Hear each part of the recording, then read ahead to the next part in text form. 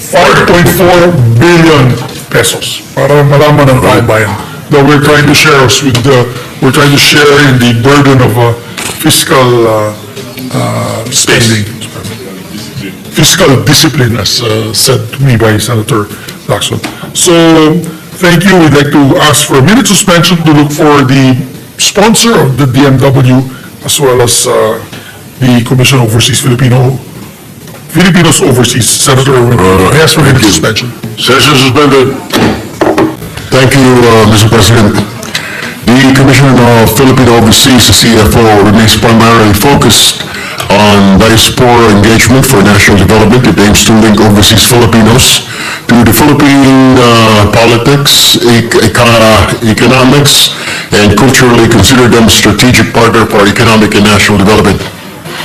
In line with CFO's mandate, the amount allocated for CFO under the fiscal year 2026 General Appropriations Bill is 263.3 million pesos. This amount is higher by 263.3 million, which is retained in the committee report. This amount is higher by 19 million compared to its 2025 budget. Considering that we are still in the stage of deliberating the budget allocation for these agencies, we are hopeful that the said amounts will be retained or even increased in the 2026 General Appropriations Act.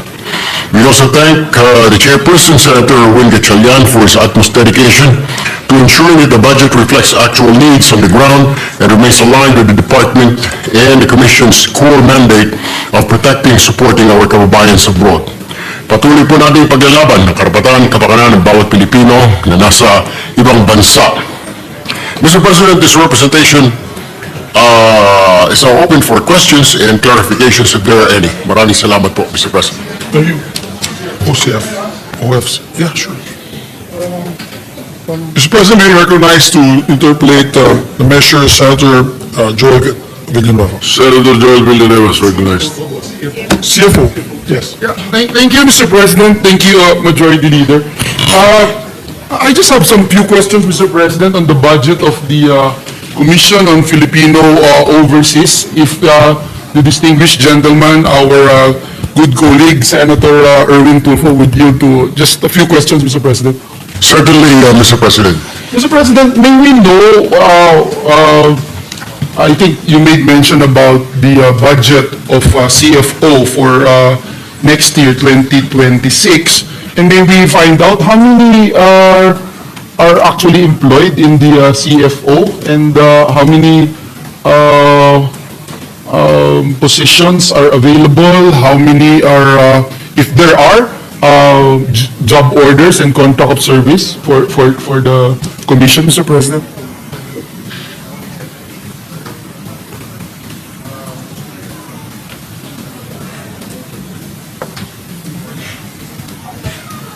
Thank you, Mr. President. There's 130 employed, 10 positions so far. Maliit lang daw po talaga, Mr. President, ang kanilang positions. So 130, Mr. President, 130. Tama po, Mr. President. And they are all based here or scattered around the country, or?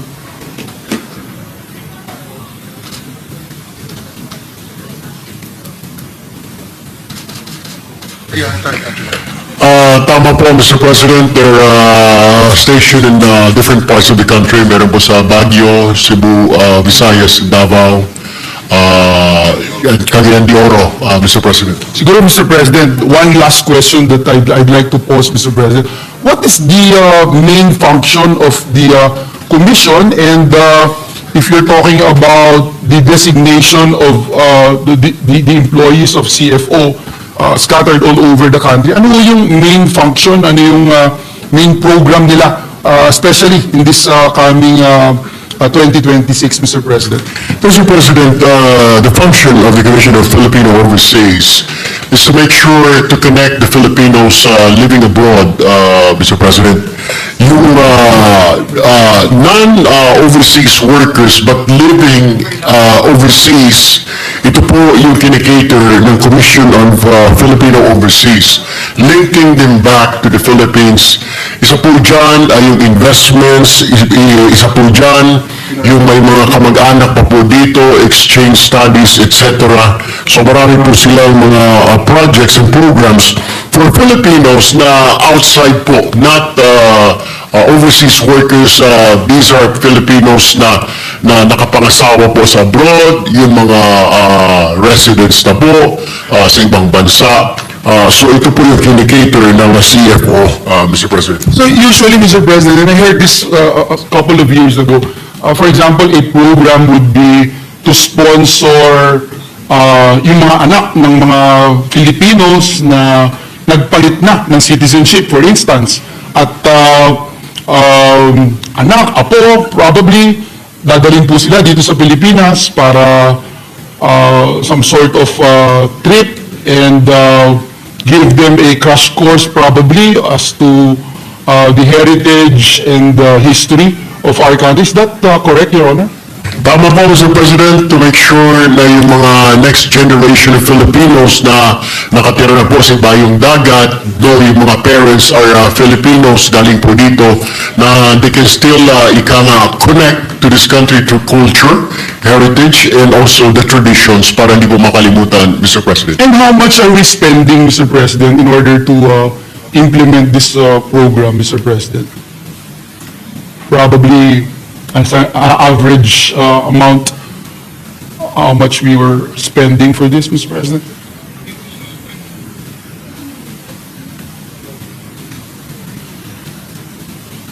Anong budget?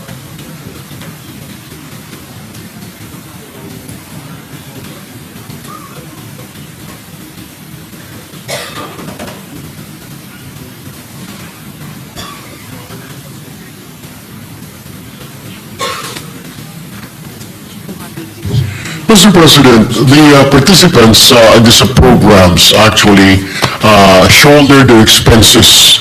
Yung bulk po ng project ng fund ng CFO ay nakakoncentrate po sa diaspora ng nasabing ahensya, Mr. President.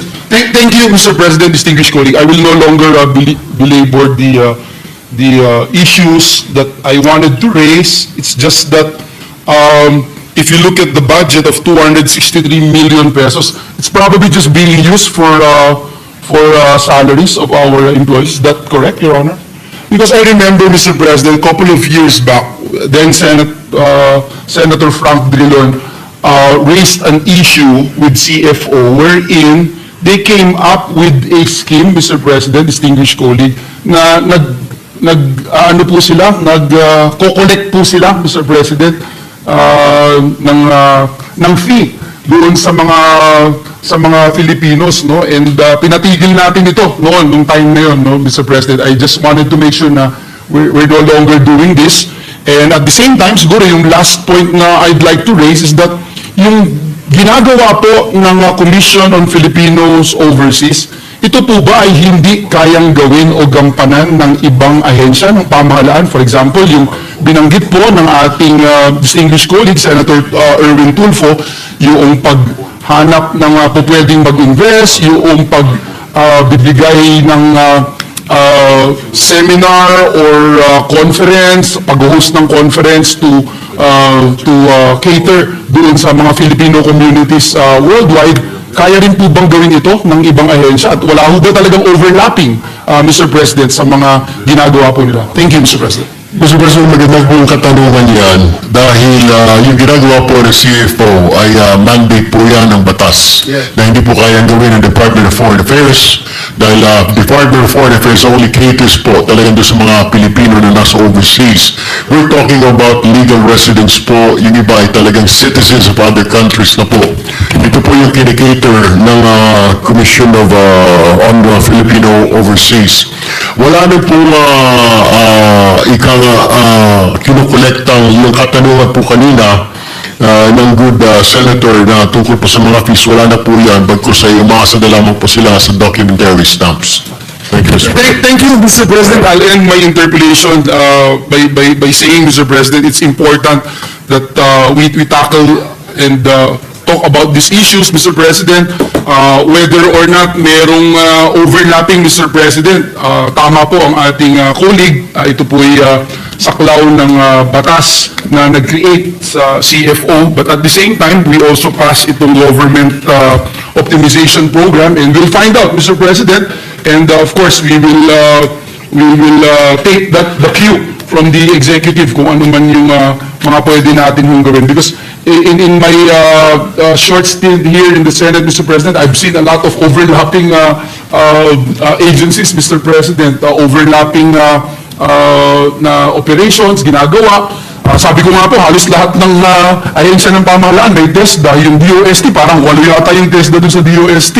Ang daming training. Sa DTI may training. Sa ATI ng Department of Agriculture may training, etc. So, ito yung ating gusto lang puntuhin at nais natin na masiguro na effective o epektibo ang ating mga ahensya, walang overlapping, at yung bawat piso na ating ginagastos para sa ating mga government agencies ay napapakinabangan mo. Maraming salamat, Ginoong Pangulo. Maraming salamat, distinguished colleague.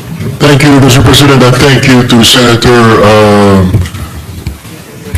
Villanueva for those words. I too agree na may mga agencies po tayo na nag-overlap po yung functions. Ika nga, with this, nagkakaproblema po tayo. I mean, there's wastage in funding, ika nga, dahil nagkakapare-pareho na lamang kanilang mga trabaho. But anyway, thank you very much, Senator Joel Villanueva. Thank you, Mr. President. Majority Leader. Thank you, Mr. President. Mr. President, no other member wishes to interpolate the budget of the Commission over Filipinos overseas. I move that their budget be deemed submitted. I swear. Objection. Yes, Mr. President, I move that we take up or consider the budget of the Department of Migrant Workers, Mr. President, together with the Office of the Secretary, Overseas Workers Welfare Administration. I so move, Mr. President. Any objection? Hearing none, consideration of the budget of the Department of Migrant Workers and the OIs in order. And maybe also recognize the sponsor, Mr. President, no other than Senator Erwin Tulfo, sponsor the measure. The first to interpret is no other than Senator Villanueva, Mr. President. Senator Erwin Tulfo is recognized, and to interpolate is Senator Villanueva. Go ahead. Thank you, Mr. Chair. But, Mr. President, before would like to entertain the line of questioning and interpellation of the good gentleman from Bulacan, may I be allowed to make a short and quick statement or manifestation? Today, Mr. President, as the Vice Chair of the Committee on Finance, I'm here to defend the fiscal year 2026 budget of the Department of Migrant Workers and its attached agency, the Overseas Welfare. These agencies serve as the frontliners of government in ensuring the protection, welfare, and dignity of millions of overseas Filipino workers and overseas Filipinos who continue to contribute significantly to our nation. We made sure, particularly this representation, na sapat po ang pondo ng DMW at OWA para po sa mga pangangailangan ng ating mga OFW na kinikilala at kanilang pamilya na kinikilala po natin mga bagong bayani. At the core of DMW's mandate is the commitment to ensure safety, orderly, and ethical overseas employment and to shield OFWs and their families from abuse and crisis situation. Based on the January to September data comparison on the OFW deployment, the number of deployed OFWs increased by 17.34% from 1.9 million in 2024 to 2.2 million in 2025. Habang dumarami po ang ating mga kabayang umaalis ng bansa para maghanap buhay, mas tumitindi ang pangangailangang palakasin ang mga programa para sa kanilang proteksyon. Dapat po masiguro natin na protektado ang ating mga OFW saan man sila naroroon at makakauwi po sila sa ating bayan ng matiwasay at mahinahon. The DMW's total new appropriations under the 2026 General Appropriations Bill amounts to 9.7 billion, which under the Senate Committee report has been increased to 11.4 billion pesos. I will now entertain questions, interpellations, Mr. President. Senator Villanueva is recognized. Thank you, Mr. President. Mr. President, at the onset, may I just put into the records of this august chamber our sincerest thanks and gratitude to the DMW family headed by Secretary Hans Kakdak, Admin Kaunan, and the leadership, Mr. President of DMW for